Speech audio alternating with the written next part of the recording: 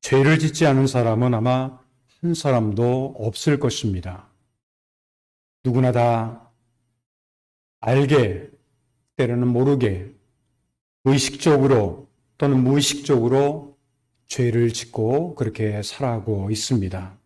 어쩌면 우리가 이렇게 육체를 가지고 살아가고 있다라고 하는 것, 이것은 이 세상에서 우리가 육체라고 하는 것은 기본적으로 본능이라고 하는 것을 가지고 있기 때문에 본능을 가지고 살다 보게 되면 여러 가지 유혹을 받을 수밖에 없고, 그래서 그러한 유혹들에 의해서 죄를 지을 수밖에 없는, 이것이 바로 연약한 우리 인간의 존재라고 하는 사실, 이것을 우리가 전제하면서 살아가고 있는 것, 이것이 바로 우리 인간의 삶의 모습이 아닐까 하는 생각을 하게 됩니다.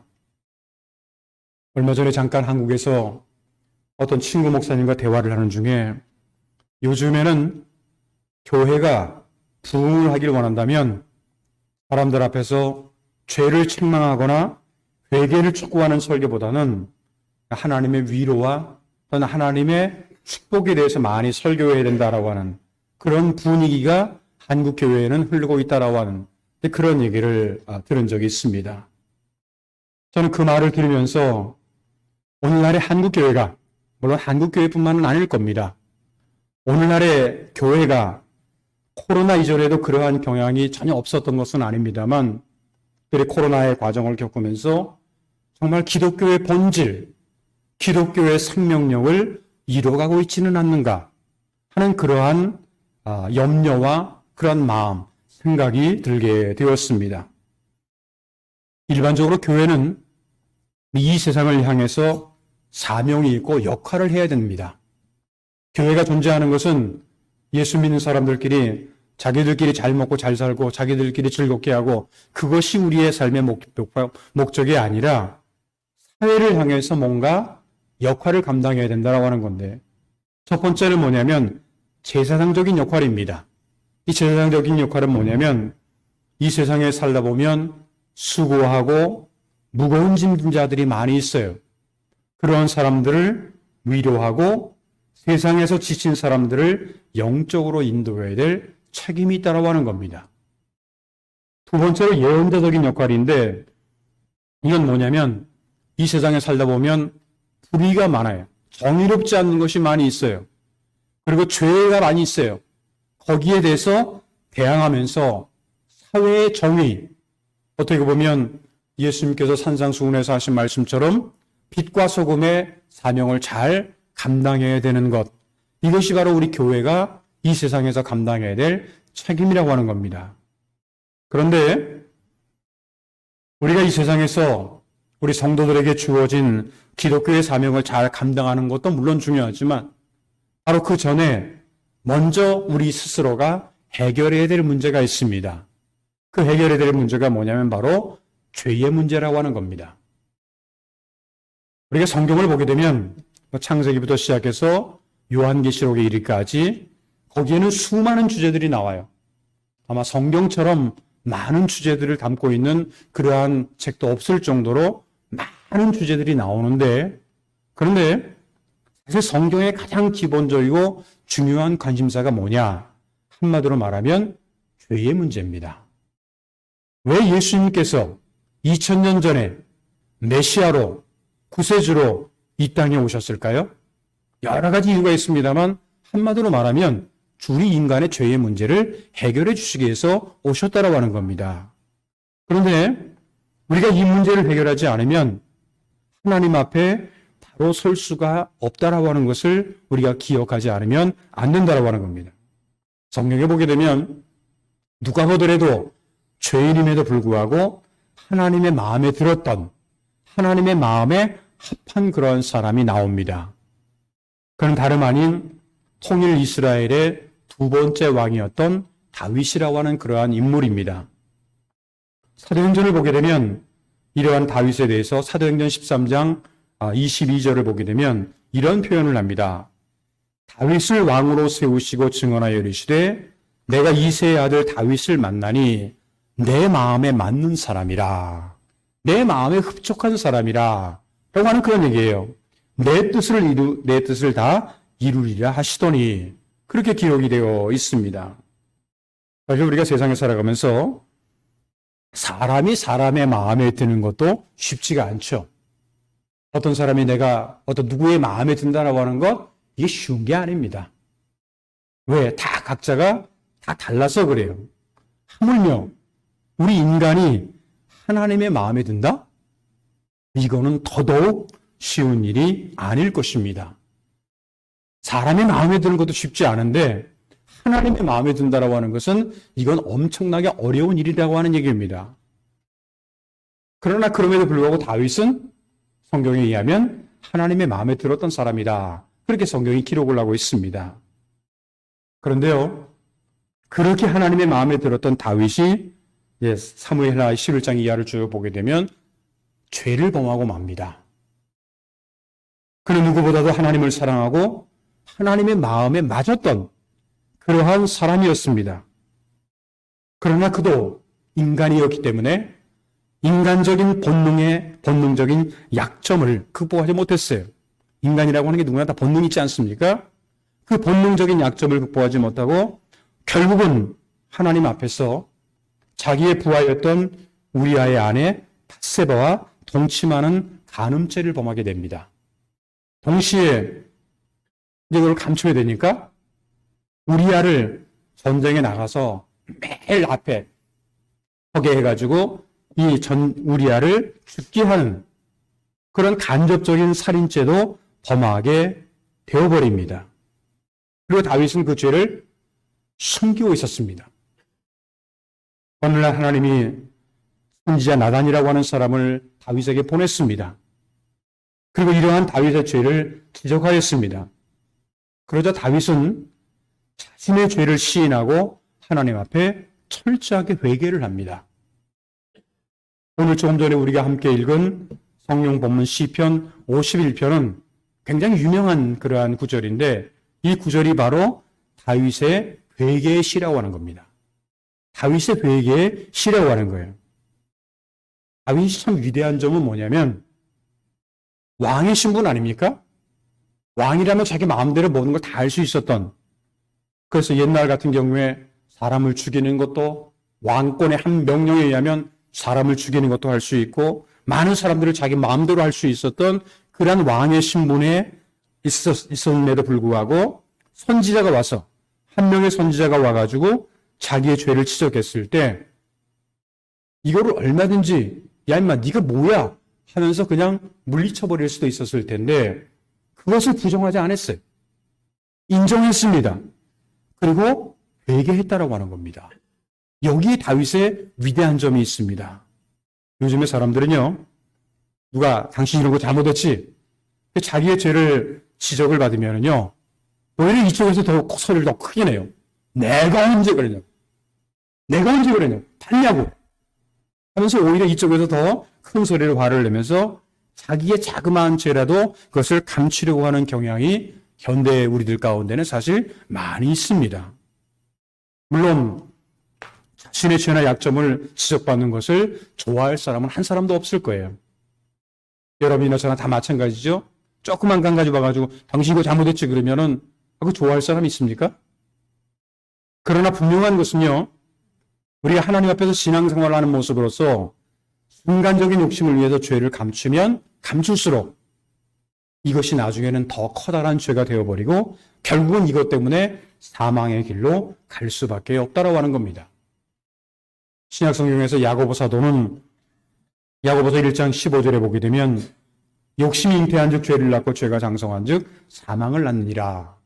작은 것 하나 할지 모르지만 이 욕심 때문에 결국은 죄를 낳고 죄가 나중에 장성하게 되면 결국은 죽을 수밖에 없는 그런 사망을 낳는다라고 하는 겁니다. 우리가 교회를 다니면서 신앙생활을 하고 하는 중요한 목적 중에 하나가 뭐냐면 물론 하나님의 은혜로 말미암아 하나님의 구원의 은총과 또 하나님이 주시는 여러 가지 많은 축복을 받기 위한 그런 것도 물론 있지만 그 이전에 우리에게 필요한 것은 뭐냐면 우리의 죄가 용서받기 위한 것이에요. 하나님을 믿는 이유가 뭐냐면 우리의 모든 죄의 문제가 해결받기 위한 것이라고 하는 겁니다. 그런데요, 죄 있는 우리 인간이 용서받기 위해서는 필요한 과정이 있습니다. 근데 그것은 바로 회개라고 하는 과정입니다. 그런데 회개하는 사람에게는요, 하나님은 놀라운 은혜를 우리에게 허락해 주신다라고 하는 겁니다. 우리가 현재 교회 이력으로 사순절을 보내고 있는데 사순절의 기간에 우리의 신앙의 모습은 어때야 될까? 무엇보다도 자신의 신앙의 모습을 되돌아보는 시간, 그리고 회개하는 시간을 가져야 된다라고 하는 것. 이것이 우리가 이 사순절을 보내는 데 있어서 중요한 그러한 시간에 우리가 해야 될 내용이라고 하는 겁니다. 그래서 오늘은 3월의 마지막 주일을 맞이하면서 매일마다 죄를 짓고 살아가는 연약한 우리가 어떻게 하면 죄의 문제를 해결하고 하나님의 은혜를 체험하는 할 수 있는가라는 방법에 대해서 함께 생각해 보면서 오늘은 회개와 은혜라고 하는 그런 제목으로 말씀을 드리고자 합니다. 그러면 오늘 성경 본문 가운데 정말 이 시편 51편이 다윗의 회개의 시라고 말씀을 드렸는데 이 회개를 통해서 다윗에게 주어진 아니면 다윗뿐만 아니라 오늘 이 시대를 살아가면서 신앙생활하고 있는 우리에게 주어지는 하나님의 은혜라고 하는 것은 구체적으로 어떠한 것들이 있을까요? 오늘 성경 말씀은 우리에게 구체적으로 어떠한 것을 가르쳐주고 있을까요? 먼저 우리가 하나님의 은혜를 받기 위한 과정으로서의 회개라고 하는 것은요, 자신의 죄를 인정하고 고백하는 것이 중요합니다. 오늘 성경 말씀 51편 1절 이하를 쭉 보게 되면 다윗이 자기의 죄를 인정하는 그런 내용들이 나와요. 51절, 3절, 4절 전반을 보게 되면 물은 나는 내 죄가를 아오니 나는 내 죄가를 안다라는 거예요. 아까도 말씀드렸습니다만 왕이니까 옛날에 왕들이 얼마나 못된 일을 많이 했습니까? 죄를 많이 졌습니까? 왕권을 갖다가 자기 마음대로 그렇게 휘둘렀습니까? 그럼에도 불구하고 물은 나는 내 죄가를 아오니 내 죄가 항상 내 앞에 있나이다. 내가 주께만 범죄하여 주의 목전에 악을 행하였사오니. 참 이렇게 왕이 이런 고백을 하기 이렇게 쉽지 않은데 다윗 왕은 이렇게 고백을 하고 있습니다. 사실 이 세상에 많은 사람들은 조금 전에도 말씀드렸습니다만 자신의 죄를 지적받으면 그것을 부인하기 위해서 안간힘을 씁니다. 내가 언제 그랬어? 봤어? 뭐 이런 식으로 해가지고 여러 가지로 자기의 어떤 그 죄를 지적받는 것에 대해서 아니라고 하는 합리화를 시키려고 나름대로 노력을 많이 한다라고 하는 겁니다. 우리 인간은요, 마음속에 항상 자신의 죄를 숨기고 감추려고 해요. 다윗도 나단에게 지적받을 때까지는 그 죄를 숨기려고 했었을 겁니다. 그러나 이 다윗이 위대한 점은 뭐냐면 하나님은 속일 수가 없다라는 걸 알았어요. 하나님은 속일 수가 없고 하나님의 눈은 피할 수가 없다라고 하는 것을 알았다라고 하는 겁니다. 또한 우리 자신의 양심도 속일 수가 없어요. 여러분들 다른 사람들은 다 속일 수가 있어도요, 자기 자신은 속일 수가 없어요. 왜? 나에게는 양심이라고 하는 것이 있기 때문에. 우리가 죄를 지었을 경우에 그 죄에서 자유할 수 있는 비결은요, 내 스스로가 그것을 해결할 수 있는 것은 사실 힘들어요. 왜? 우리는 죄덩어리이기 때문에 우리 스스로는 안 된다라는 겁니다. 어떻게 하면 좋으냐? 바로 우리 인간을 창조하신 창조주 하나님 앞에서 자기의 죄를 인정하는 거예요. 사람 앞에서 죄를 인정하라는 게 아니라 하나님 앞에서 자기의 죄를 인정하고 그 죄의 길에서 돌아서는, 회개라고 하는 게 뭐예요? 그 메타노니아라고 하는 그런 말을 쓰는 건데 바로 돌아선다라는 거예요. 방향을 회전한다라는 겁니다. 초대교회 교부의 시대가 있는데 그 당시의 성자로서 기독교 역사에 아주 막대한 영향을 끼쳤던 인물이 한 사람이 있습니다. 성 어거스틴이라고 하는 사람, 성 아우구스티누스라고 하는 그런 이름도 쓰고 있습니다만 그 사람이 쓴 책 가운데 책이 굉장히 많아요. 아마 기독교 우리 개신교가 태어나기 때만 하더라도 많은 칼방을 비롯해서 아니면 존 웨슬레 아니면 루타 이런 사람들도 어떻게 보면 이 사람의 영향을 가장 많이 받았던 사람이었던 겁니다. 그 성 어거스틴이라고 하는 사람이 여러 책을 썼는데 그 책 가운데 그가 썼던 책 중에 고백록이라고 하는 책이 있습니다. 이거는 일본어, 한국어뿐만 아니라 전 세계 거의 대부분의 언어로 번역이 되어 있는 아주 유명한 책입니다. 신학을 공부하는 사람들은 적어도 이 아우구스티누스의 고백록을 읽지 않으면 안 될 정도로 그렇게 중요한 그러한 책입니다. 근데 이 책의 내용이 뭐냐면 이 어거스틴이 젊은 시절에 방황을 했어요. 젊은 시절에 방황을 했어요. 근데 거기에 대해서 철저한 고백을 합니다. 내가 이렇게 젊었을 때는 이렇게 정말 하나님 앞에서 죄를 짓고 살았다. 그럼에도 불구하고 하나님은 이러한 은혜를 나에게 주셨다. 그러니까 하나님의 앞에 철저한 고백과 함께 하나님의 은혜를 기록하는 것이 바로 고백록이라고 하는 책입니다. 한때 그는 마니교라고 한다면 오늘날로 말한다고 한다면 이단 사상입니다. 이단 사상에 빠져서 그것도 한 10여 년 정도의 그런 생활을 했습니다. 그리고 방탕한 생활을 했어요. 누가 보더라도 그는 자기가 결혼도 안 했는데 아이를 가졌어요. 어떻게 보면 방탕하죠? 그 당시로 생각을 해본다고 한다면. 그러니까 방황을 하고 방탕을 했어요. 근데 그런 그가 기독교 역사상에 가장 위대한 인물로 발돋움을 할 수 있었던 이유가 과연 무엇이었을까? 그도 그렇게 못된 사람이었는데 그것은 바로 그가 기독교 역사의 위대한 인물로 그렇게 발돋움할 수 있었던 가장 중요한 이유는 자신의 죄를 철저하게 고백했다라는 겁니다. 자신의 죄를 철저하게 고백을 했고 그것을 인정했다라고 하는 겁니다. 오늘 다윗이 왜 그렇게 대단한 인물입니까? 오늘날에도 이스라엘 같은 데 가게 되면 별이 이제 국기에 이제 별이 나오지 않습니까? 그게 다윗의 별이에요. 다윗은 이슬람교를 믿던 아니면 유대교를 믿던 기독교를 믿던 이 다윗은 되게 존경을 하고 있습니다. 왜 그랬을까요? 우리가 진정 하나님의 그 은혜를 체험하기 위해서는요. 구약 성경에 나타나는 다윗처럼 그리고 신약 성경에 보게 되면 바울처럼 그리고 역사 가운데 성 어거스틴과 같이 먼저 우리 자신의 철저하게 죄된 모습을 인정하고 고백하는 과정, 이것을 다른 말로 표현하면 회개라고 하는 것이 우리에게 필요하다라고 하는 겁니다. 두 번째로 죄를 범하고 살아가는 우리 인간은 누구든지 하나님 앞에서 철저한 회개를 통해서 중요한 것이 뭐냐면 용서를 받아야 된다는 거예요. 회개만 하고 끝나는 게 아니라 회개에는 반드시 마음으로부터 진정한 회개에는 반드시 용서라고 하는 것이 동반된다라고 하는 겁니다. 오늘 성경 본문에 보게 되면 다윗은 철저한 회개와 동시에 하나님께 용서를 구하고 있습니다. 오늘 성경 말씀 7절을 보게 되면 우슬초로 나를 정결하게 하소서 내가 청하리이다. 나의 죄를 씻어주소서. 나의 죄를 씻어주소서. 내가 눈보다 희리이다. 9절에도 보게 되면 주의 얼굴을 내 죄에서 돌이키시고 내 모든 죄악을 치워달라고. 그렇게 하나님 앞에 철저하게 회개하고 기도합니다. 우리가 이제 신앙생활을 하면서 항상 기억해야 될 것 중에 하나가 뭐냐면 하나님은요. 아무리 그 사람이 능력이 있고 실력이 있다고 할지라도 죄로 더러워진 사람은 하나님은 사용하지 않으세요. 성경을 한번 잘 보시길 바랍니다.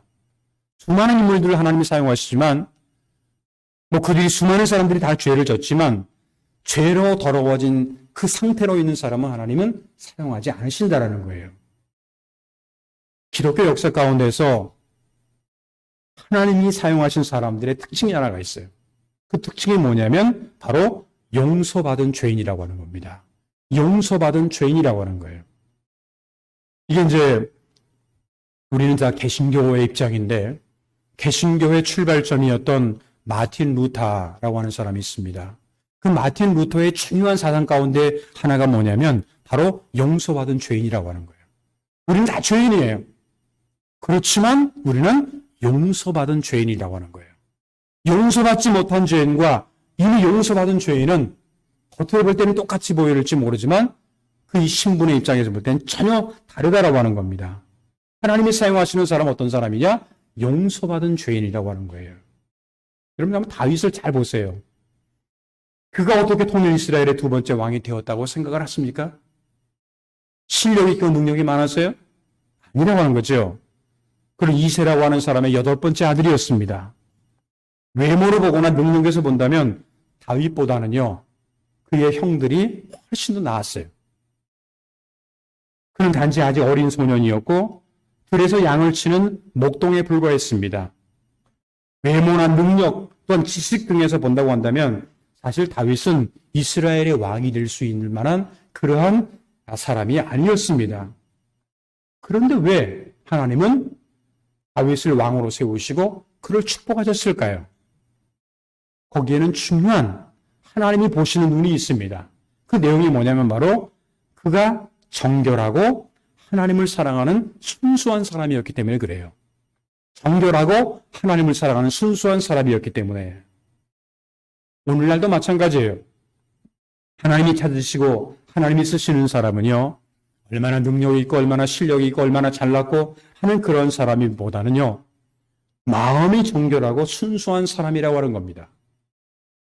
다윗은 비록 죄를 범했지만 하나님의 용서를 받는 것이 얼마나 중요한지를 깨달았어요.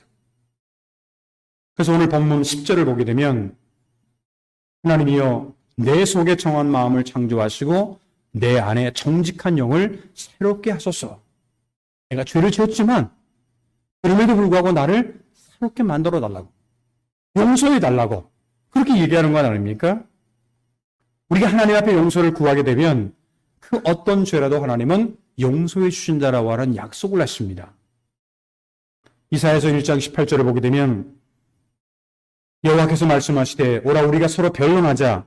너희의 죄가 주홍 같을지라도 너희에게 죄가 주홍 같을지라도 눈과 같이 희어질 것이요 진홍같이 붉을지라도 양털같이 희게 되리라.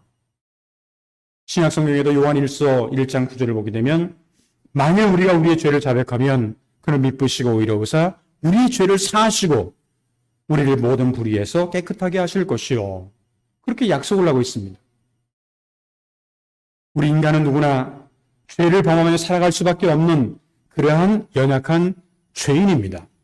여러분과 저나 다 마찬가지예요. 매 순간순간마다 아침 일어날 때마다 그리고 저녁 잠을 잘 때까지 우리는 얼마나 많은 죄를 짓는지 몰라요. 마음으로, 행동으로, 알게 모르게 많은 죄를 짓지 않습니까? 그 중요한 게 뭐냐면 그럼에도 불구하고 주님 앞에 회개하면 저는 늘 매 때마다 이제 하루 동안에 이제 일을 보내고 밤에 잠을 자지 않습니까? 잠을 잘 때 늘 기도하는 것 중에 빼먹지 않는 기도가 있습니다. 그게 뭐냐면 하나님 오늘 하루도 죄 많이 졌습니다. 하나님 다 잊어버려 주시고 용서해 달라고 하는. 내일 아침에 내가 눈을 뜰지 안 뜰지 나도 몰라요. 그러나 이 문제만큼만 해결해 달라고. 하나님 앞에 늘 그렇게 제 자신은 그렇게 회개를 하는데 그러니까 매일 밤에 여러분들이 밤을 자면서 그러한 회개의 기도는 굉장히 중요하다고 생각을 해요. 주님 앞에 회개하면 우리의 모든 죄는 용서받을 수가 있다라고 하는 겁니다. 여러분이나 저나 죄인이지만 용서받는 죄인. 이게 바로 성경에서 말씀하고 있는 하나님께서 우리에게 주시는 사죄의 은총이라고 하는 겁니다. 여러분이나 저나 주일날 교회에 나와서 예배를 드릴 때 예배를 드리는 것은 여기서 하나님의 사죄의 은총이 우리에게 임한다라고 하는 것을 꼭 기억을 하시길 바랍니다. 세 번째 마지막으로 우리가 하나님 앞에 회개함으로 인해서 우리의 신앙과 인생이 회복되는 은혜가 주어진다라고 하는 사실을 우리가 알아야 된다라고 하는 겁니다. 오늘 성경 말씀 11절 12절을 보게 되면 나를 주 앞에서 쫓아내지 마시며 주의 성령을 내게서 거두지 마소서. 주의 구원의 즐거움을 내게 회복시켜 주시고 자원하는 심령을 주사 나를 붙드소서. 우리가 죄를 짓고 회개하지 않으면 성령이 떠나가고 구원의 즐거움이 사라지게 됩니다. 죄가 그대로 남아있으면 우리에게는 기쁨이 없어요. 감사가 없어요. 찬양이 없어요. 다윗이 죄를 범한 이후에 구원의 기쁨과 즐거움이 사라지고 고통이 왔어요. 8절에 보게 되면 내게 즐겁고 기쁜 소리를 들려주시사 주께서 꺾으신 뼈들도 즐거워하게 하소서라고 이렇게 기도를 하고 있는데 이것은 주께서 내 뼈를 꺾으신 것처럼 여러분들 뼈가 꺾어진다는 게 얼마나 아픈지 아시죠? 살이 뭐 이렇게 에어지는 그런 것도 힘들지만 뼈가 꺾어지는 것처럼 괴롭다라고 하는 고백입니다. 이러한 상황 속에서 우리에게 필요한 게 뭐냐? 바로 회복이라는 거예요. 회복이라고 하는 겁니다. 그런데 하나님의 은혜가 나타나는 곳에는 반드시 회복이 나타나게 되어 있습니다. 우리의 신앙과 우리의 삶이 회복되면 어떤 것들이 나타나는가? 오늘 성경 말씀에 특별히 다윗의 표현에 의하면 먼저 첫 번째가 주를 찬송하고 전파하게 돼요. 그 이전까지만 도망가고 자기 죄를 숨기려고 하고 그런 삶이었지만 주를 찬양하고 찬송하고 전파하게 된다. 시편 51편 15절을 보게 되면 내 입이 주를 찬송하며 전파하리로다. 하나님이 내 죄를 잘 아시기 때문에 도망가야 될 수밖에 없는 상황이었지만 그분에 의해서 모든 죄가 용서받다 보니까 내 입이 주를 찬양하며 찬송하며 전파하리다. 죄악에 방황하면 괴로움과 슬픔뿐이지만 회복되면요 주님을 찬송하게 되고 이것을 전파하게 된다라고 하는 겁니다. 두 번째가 뭐냐면 우리의 삶과 신앙이 회복되면 주를 찬송하고 전파하는 것뿐만 아니라 바른 예배를 드리게 된다는 거예요. 바른 예배를 드리게 된다. 시편 51편 19절을 보게 되면 그때 주께서 의로운 제사와 번제와 온전한 번제를 기뻐하시리니 그때 그들이 수소를 주의 제단에 드리리이다. 우리가 회개하지 않고 예배를 드리게 되면요 하나님은 예배를 기뻐 받아주지 않아요. 여러분들 우리가 우리가 성경을 통해서 구약성경에 보게 되면 똑같이 예배를 드렸는데 아벨의 제사는 받고 가인의 제사는 받지 않았다 하는 것을 우리가 잘 생각해 본다고 한다면 예배를 드린다고 해서 그 모든 예배가 하나님께서 기뻐 받아주시는 예배냐? 그렇지 않을 수도 있다라고 하는 겁니다.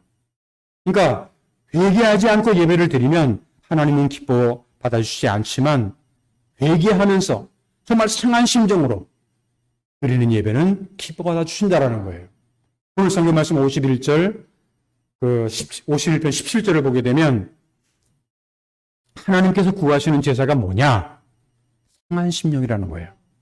하나님께서 구하시는 제사는 상한 심령이라. 하나님이여 상하고 통회하는 마음을 주께서 멸시하지 아니하시리이다.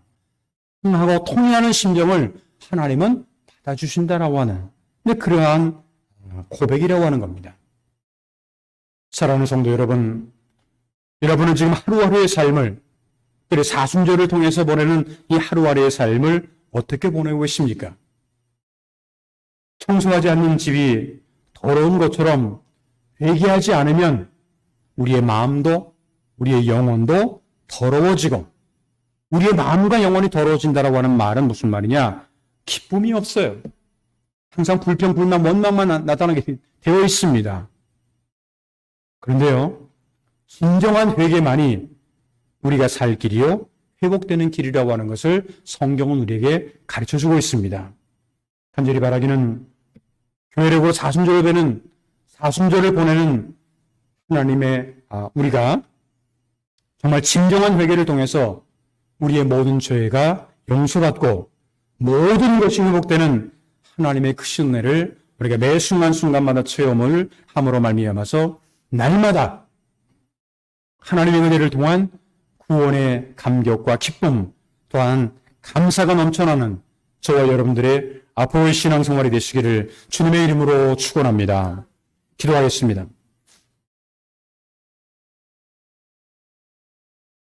우리에게 날마다 한없는 은혜와 자비를 베풀어 주시는 거룩하신 하나님 아버지, 한 해를 맞이해서 벌써 3개월을 보내고 오늘은 사순절 5번째 주일 3월 26일 주일을 맞이하여 주 앞에 나와 예배를 드리며 또한 각 가정에서 온라인을 통해서 예배를 드리며 주님께서 우리에게 주시는 그러한 하나님의 은혜를 다시 한번 생각할 수 있는 귀한 시간을 허락하셨음을 진심으로 감사를 드립니다. 우리 교회로 사순절을 보내는 저희들 이러한 때가 우리에게 회개의 찬스가 되고 하나님의 은혜를 체험할 수 있는 좋은 기회가 된다라고 하는 사실을 기억하면서 시편 51편에 나타난 통일 이스라엘의 두 번째 왕이었던 다윗의 모습을 통해서 우리가 회개를 통한 하나님의 은혜를 어떻게 체험할 수 있을까? 하나님의 은혜를 받는 과정으로서의 회개라고 하는 사실을 우리가 기억하게 하시고 하나님 앞에 철저한 회개를 통해서 용서받는 그러한 은혜를 체험하게 하시며 우리의 신앙과 인생이 회복되는 그날 은혜를 체험하는 우리의 모든 성도들의 삶이 되도록 주여 인도하여 주시옵소서. 우리가 살고 있는 이 세상은 너무나도 힘들고 너무나도 어려운 그런 현실들이 이어지고 있습니다. 코로나19의 문제뿐만 아니라 우크라이나의 전쟁의 문제, 그리고 자연재해의 문제, 기후변동의 문제, 여러 가지 생각하면 생각할수록 많은 문제 덩어리가 우리 앞에 현실로 나타나고 있습니다. 눈에 보이는 문제뿐만 아니라 보이지 않는 문제도 많이 있습니다. 이러한 상황 가운데 살아가고 있는 저희들, 하나님께서 오늘까지 저희를 지키시고 있다고 하셨사오매 앞으로의 저희들의 신앙의 발걸음 가운데도 함께하여 주셔서 우리가 보내는 이 사순절이 오히려 우리에게 신앙의 회복을 체험할 수 있는 좋은 기회와 찬스가 될 수 있도록 주여 인도하여 주시옵기를 간절히 원하고 기도하옵나이다. 우리 제일대한민국교회 속해 있는 통경성산 그리스도 교회 그리고 사랑의 전도서 각자의 기도의 제목을 가지고 있습니다. 그들의 모든 기도의 제목이 하나님의 은혜 가운데서 좋은 열매로 나타날 수 있도록 주님께서 인도하여 주시옵소서. 우리 성도들 가운데는 영육가로 즐거로 고통당하는 그러한 성도들이 있습니다. 여러 가지 고민과 아픔이 있습니다. 남에게는 말할 수 없는 그러한 고민을 가지고 살아가는 성도들도 있는 줄 압니다. 한 분 한 분 처해진 환경과 상황은 다를지라도 하나님은 그들의 영변과 그들의 사정과 그들의 처지를 하나님은 아십니다.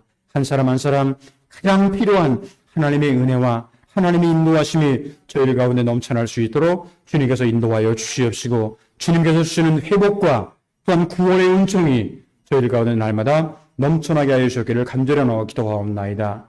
3개월 동안을 지켜주신 하나님께서 이제 다음 주부터는 4월달을 맞이하게 될 터인데 하나님 4월달 가운데도 특별히 부활의 시즌 가운데도 저희들과 함께 동행하여 주시어서 진정 저희들이 하루하루 살아가면서 하나님께서 우리에게 주시는 그러한 은혜를 매 순간순간마다 생활 속에서 체험할 수 있는 우리 모든 성도들을 되도록 도와주시옵소서.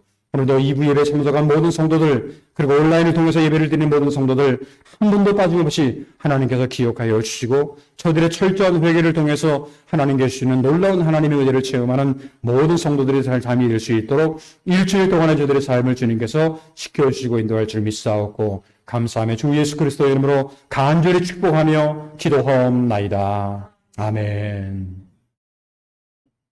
우리 다 같이 그 자리에서 일어나셔서 찬송가 310장 부르신 후에 준비